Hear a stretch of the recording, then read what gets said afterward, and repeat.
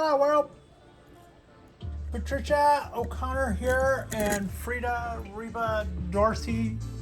She is taking it a little easy. I'm reaching for her one morsel. There we go. Enjoy. Frida Reba Darcy and Patricia O'Connor here. This is the Bonsai balcony. That's a quick shot at the last of our wisteria blooms. It came forth this year and with flying colors, literally flying colors. Today's show is going to be about bald cypress. It is a warm, beautiful day. We are on the opening stages of a little warming trend. Some parts of the bay, I've heard 80 degrees mentioned. It could get warmer than that, like in the valley and stuff. Usually whenever they say that, we get lower, and some other places get higher. Once or twice, we've been the high one. All of those things have happened. I'm not sweating it too much. I don't think 80 is going to hurt us. I don't think 90s will hurt us. I think it's probably not a great time for that, but we'll be ready no matter what it does. That hot day is also supposed to be on Wednesday, which means I will be standing by watering can in or watering plastic in hand, ready to jump in. We gave everybody a good water going in early, and they all needed it. When I first came out this morning, everybody was dry, indicating to me that their water intake is still high, even though we just kind of went through a little cooling spell. They kind of all stayed active.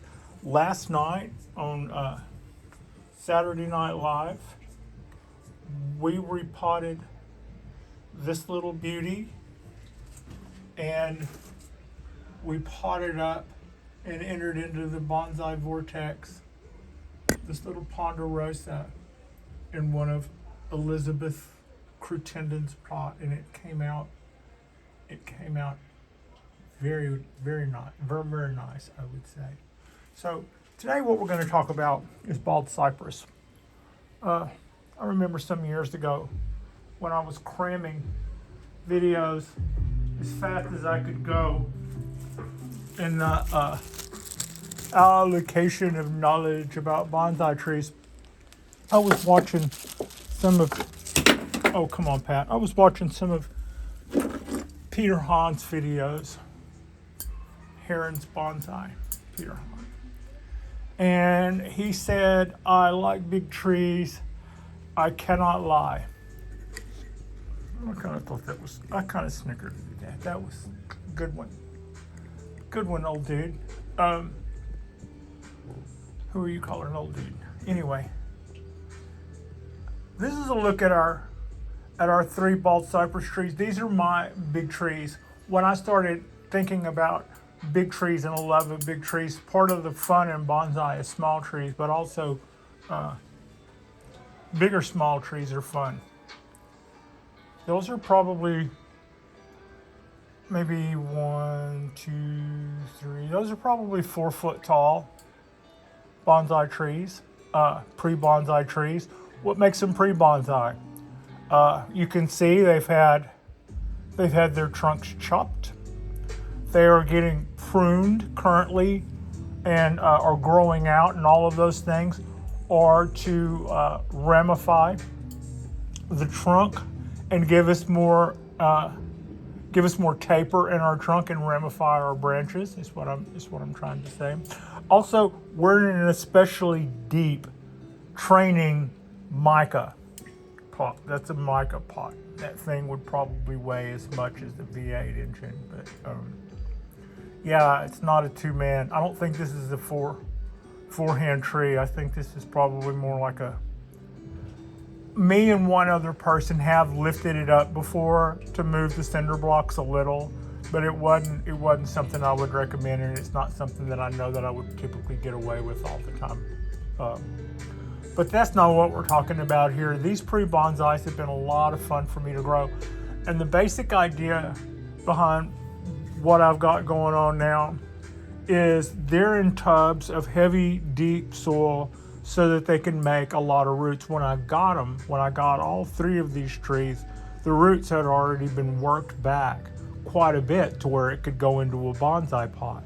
However, they're still years away from these guys being finished bonsai. If you look, those 4 leaders coming off of these 3 trees, those have to become as thick as the trunk where they come in contact with the trunk. That has to even all out and become one. And to another extent, those cuts, those slash cuts that all 3 of them have, those angled chops at their top chop, those all have to roll over and look like something other than sawed off tree marks. Sawed off, nature doesn't make something like that. So all of that that's how long we have to go. And with that much lumber to make, the best way to do that is to grow as many limbs as possible, to grow as many fronds as possible, to generate as much photosynthesis as possible, to turn as much of that into stored energy down in the root mass, which are allowed to grow so that they can store even more energy. And through all of that, let everything blow out for a couple of years, we will manage to turn those sticks coming up out of the tops of those chops. And all of those sticks sticking straight up started off as this spring's 3 or 4 springs ago growth. We took something like that and we wired it straight up and it became that.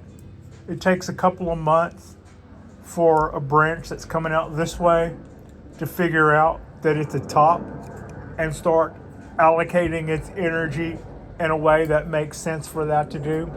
But they then do that. So at this stage of the game, you can see our tree is flushing out so much stuff. And most of that will not make the final cut when it comes to the design of our tree. And also, I don't have to necessarily decide this right now. With a couple of years ahead of us to go, I could decide this a couple of years from now. But I believe these 3 trees, I don't pretty much believe, I know where we're going. These 3 trees are going to be formal uprights. I have several choices. At this stage of the game, I'm kind of limited to some of my choices. For instance, growing those trees right now, here's one thing we know. Those aren't going to be canyon trees because we've got too much invested in very, very straight looking towering cypress trees, right? But so they could be flat tops, which is what you see a lot of people here do in the United States, because that's a lot of what you see. And that basically leaves the trees almost bare until you get to the top, maybe 1 or 2 limbs coming out of the bottom. But a lot of times you don't see anything but a long, straight, sleek, leggy looking, smooth cypress tree going up into a flat top. What I intend to do with those guys is I'm going to make 3 formal uprights. So I also intend to, whereas you see all the branches that come out, go up, that's very much a cypress tree thing. In the beginning, I started wiring all of those branches down. They're hard to wire down. They tend to be singular in that a lot of times you're finding you're wasting a lot of wire trying to find a second branch to tie them into for the 2-branch method whenever it comes time to wire that way. So the other thing is they grow fat fast. So you have to watch how long it stays on there and constantly move them or change them. It doesn't mean you unwire it. It means you take the wire, grab it at the base, unwire it while you're still pinching it, and then wire it back up before you take it all the way off. You just want to change the tracks that it's about to make because they will dig in and leave scars that take a minute to get over. So the other side to that is when you've removed the wire, they will work their way back up. They bend back up. So in the end, I decided against doing that, but you can still see whenever you see branches that are curved like that. This was my attempt to keep these branches down through wiring, and I was somewhat successful on some and less successful on others. After that, I tried guy wires. I found that I could take butterfly clips, like what you use to seal envelopes in offices. Take butterfly clips, and I could clip them around the edge of that pot anywhere I wanted to, and use their little handles as loops to connect a wire in, and pull all of these down so that I could get them as flat as I wanted. And there's also a thing where you can just crack branches, like what I almost did just there. If I just bend that down, it won't snap off and fall on, but it would get wide right here, and it would heal wider. But if you keep doing that, some people will keep branches down that way. I think that leaves them knotty. There's a method that I will go to when I am down to our count of branches that I'm going to keep on all of these trees. There is a method that I'm going to use to pull the branches down that I heard about that works well. I haven't tried. I say I have heard it works well. That's what I'll say. And I have been told that by people who I believe pretty well know. And that method is you do a wedge cut. So I would go up to a branch like this, and I would cut it at the bottom, going halfway and going up halfway through. And then I go really, really, really, really close to it and make a second cut halfway through. But I turn my saw sideways, like you just saw me turn my finger, so that cut will meet where the last one stopped, and a little wedge of wood should drop out. When I then close that wedge with a guide wire, and that heals. I said heal, I didn't say close up. I'll close it up with my finger, and then put a guide wire on it so that it'll stay there. And then both sides of that cut will callus over, and it'll stay there. That's the way that you can put motion in a cypress limb and have it stay without creeping back up. However, that is also, I should add, that the callusing that happens on both sides won't cross over from one side to another. It'll always be, whenever you make a wedge cut in something, it'll always be risky proposition to go bending it there. Now I'm not putting motion in these branches anyway. From that standpoint, we're going clip and grow. We're just going to turn our ones into twos and our twos into fours. Why do I have my scissors out? If all we're going to do is continue to let this guy flush out all summer long, and we're going to let it, the idea is to let it grow as many fronds or leaves as possible to obtain as much photosynthesis as possible. And why don't I just say put the scissors down and not come to it, but leave as much as possible, because we still need to prune some.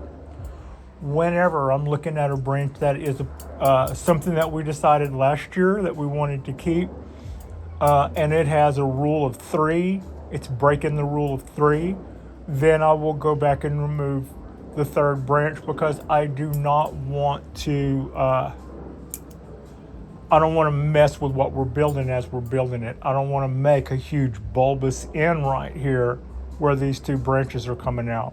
So the third one that's coming straight up can go. Like here, we've got just what we wanted right here. Got two little, we turned our one into twos, but then we have this third wheel right here. And by end of summer, that would have formed a big knot between this guy and that third branch. Also, it wasn't hard to pick which one was going to go because it was straight up. Cypress trees like doing that. I'm going to call this and this our ramification. Do that. So that's kind of what we've got going on there. For the most part, the name of this game is Let It Be. But having said that,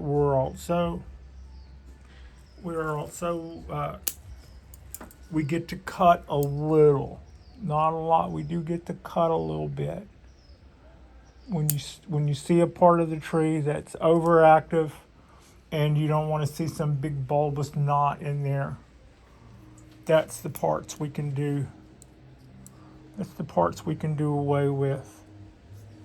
This branch here, for instance, I'm about to clip it. It's trying to be another apex.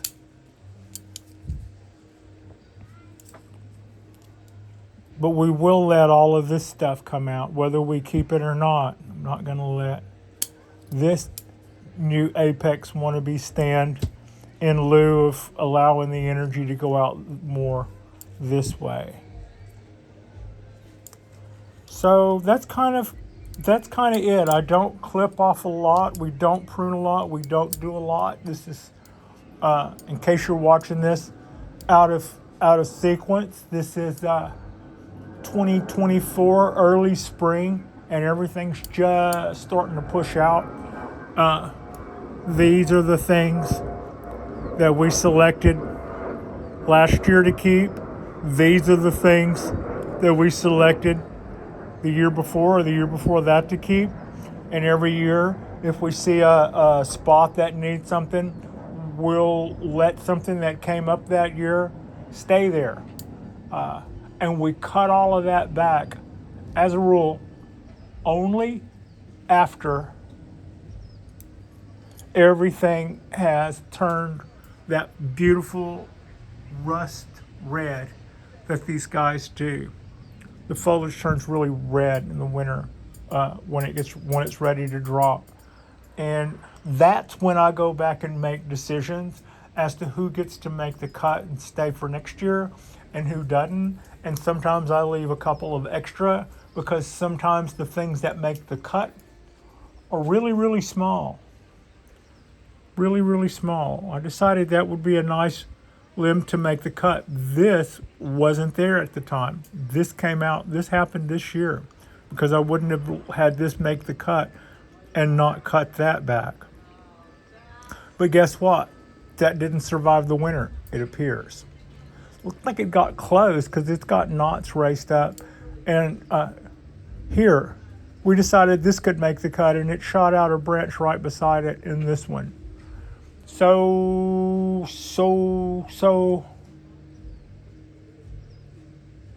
I don't know. I think that's still going to bud out because I see a bud there on the end.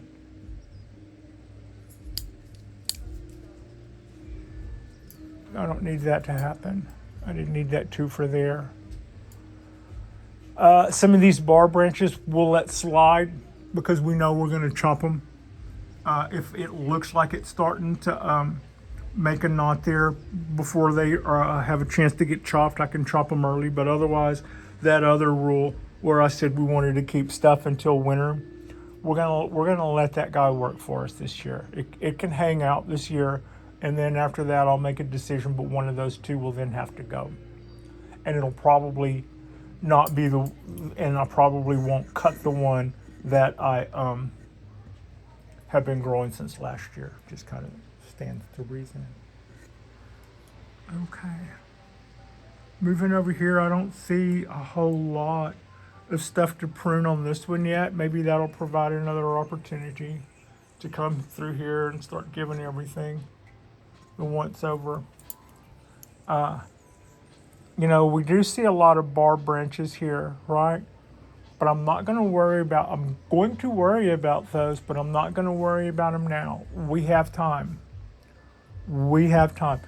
It has so many branches that I don't think it'll knot up in that one place unless we just let it go and bifurcate off. But we're not. We're not going to let it go that long. We're going to let it go long enough to restore the energy and bank us some good stuff to work with later. I am feeding these trees heavily. You can see that I've got some good buttresses on these. Also, the buttress on this one and the buttress on that one are both buried a little. So there's more to be seen there. They are planted at 3 different heights, and I will have to amend that.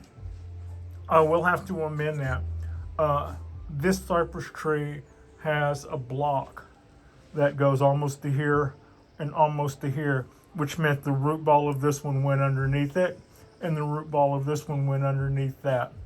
And that's just kind of the way, that's just kind of what I had to do to keep from just, I could do that without completely wrecking the root structure down there. And since I didn't want to wreck the root structure down there, we weren't fitting it into a bonsai pot. We're fitting it into a bigger pre-bonsai pot. So we want more roots, not less. So that's kind of was the compromise I made there. Also, I did something wrong. This is kind of Boon Mix dressing on top. Underneath there is a tub full of medium particle akadama. That was a mistake. That was me. That was me going overboard. And I'll tell you why. That was a pricey amount of akadama to fill that bathtub. I mean, that's a baby bathtub, bigger than a baby bathtub size bucket of akadama. And that is useful for making fine, beautiful roots. And we are not, I repeat, we are not at the beautiful, fine making roots stage of this program. We're at the lumber making. What we needed right now was fat, gross, thick roots that would help us to make all of this, help us fill in all of this lumber we have ordered. You know, it's like we're setting this thing up to make a lot of lumber to fill all of this in, to wrap that around, and to make this as big as this. And fine roots aren't the best thing for that. What fine roots do is they make fine branch structure. Right now, we're still making foundation, secondary, and tertiary. Not exactly fine branch structure. So some things that you think that you'll just figure it out as you go and fix it in the mix, and then later you discovered you set your trees up to spend the next 5-6 years in a tub of expensive substrate that works against you instead of for. I'm not, it didn't kill us. I just wasted a lot of akadama that could have been better put to think, because that's not helping those trees a bit to bust those akadama particles apart and send very, very fine roots into new little holes and begin doing that again. That doesn't really help us a bit, and it wouldn't have until we start getting into a more refined state with this tree. A more refined state would require more refined roots, and that would have also mean that we were probably also in a bonsai pot, and that's not where we're at. Live and learn. So that's my mistake. I would say the trick about the wedge cuts to bring the limbs down is probably the better one over wiring or over guy wires. I have had limited success with both of those methods, and I've often found that they tend to create back up on their own. For instance, this guy is too high, but it was definitely pulled down, as was this one. But then we had okay luck pulling this one down, and pulling this one down, and pulling this one down. So it doesn't always give up right away, but a lot of times it does. And you can, for instance, okay, another for instance, wiring that branch, there wasn't any, when you wire this branch and I got that bend in it, I had to wrap the wire all the way around the tree to use the trunk of this tree as my second branch in the 2 branch method. So to get movement in this, I had to take a wire all the way around here and make a loop out of it so that it would be an anchor. So that whenever I tried to bend this and push this and all that, I didn't just have some corner of a wire sliding up and down on the tree. That doesn't, and there is something that you can kind of take a wire and cut it short and bend it back like a tension spring and kind of dig it into the bark like that, and then come over here and put it on there. And as you bend this, it kind of pushes that deeper into the tree. Kind of mixed luck with that. You can get a little bit of holding power with that, but not a lot if you're really trying to do something that's not going to cut it. Okay, so that covers wedge cuts, and that covers the mistake I made with substrate. What that should have been is that should have been something more like that. That should have been something really big and rocky, maybe a little bit more organic, because they do like their water, unlike ponderosas. So I don't want to leave that wet in a ponderosa. But whereas that could have a little bit of akadama in a substrate that's more rocky and larger like that, would have been something better suited for this tree. So if you're thinking that you wanted to do some cypress trees, kind of like this one here, that would be my one heads up. I did that wrong going in. You could probably buy bags of rocks and a little akadama and buy a little pumice and make your own substrate for as big as it is. I mean, you can buy that made too, but you could probably take a little short list and go to your nursery and buy a bag of ingredients that would help you build that. And you can see all of those little lumps that are floating around there. Those are all my biogold. We are heavily feeding. We also water this guy fairly heavily, at least once a day. We're starting to get into the time of year where it's just a little afternoon right now, and it looks dry from where I watered it 2 hours ago. So I know better than that. It's kind of like your cat standing there after they look at the dish and meowing when it's full. But I won't let that go all day. We'll probably give a second watering late in the day, because by that time I won't know how much water is actually down there. And I wouldn't be such that I would worry about leaf drop. If you see leaf drop on trees that have really, really, really fine foliage, and you think that's an indicator of when to water, that's so risky. Leaves never drop before their equivalent roots die. So whenever you see a plant wilt for lack of water, below the surface, the roots that would have been attached to that are that juvenile too, because it's always the youngest foliage that wilts the most, right? And those youngest roots that were in that start of life are dying below the surface. So I wouldn't use leaf drop. I just kind of hang out, and when the leaves drop, I water. That might even work as a self pruning method. You could definitely, but it's a risky game, and it sort of robs a little health.